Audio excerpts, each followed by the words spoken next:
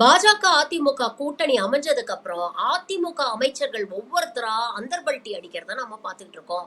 அந்த வரிசையில் புதுசாக சேர்ந்திருப்பவர் திண்டுக்கல் சீனிவாசன்.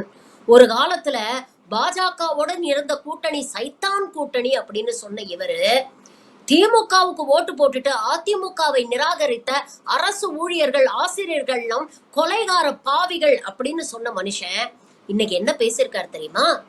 அதெல்லாம் அப்படிதாங்க நாங்க பேசுவோம். சூழ்நிலைக்கு தகுந்த மாதிரி மாறி மாறி அரசியல்வாதிகள்லாம் பேசுவாங்க. அதெல்லாம் தொடச்சு போட்டுருங்க.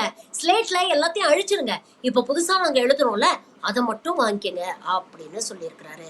இப்படிப்பட்ட நிறம் மாறும் பச்சோந்திகள் தான் இன்னைக்கு தமிழ்நாட்டுடைய உரிமைகளோடு விளையாடக்கூடிய பாசிச பாஜகவோட கூட்டணி வச்சு தமிழ்நாட்டு மக்களையே அடமான வைக்கிறோம் அப்படின்னு பார்த்துட்டு இருக்கிறாங்க.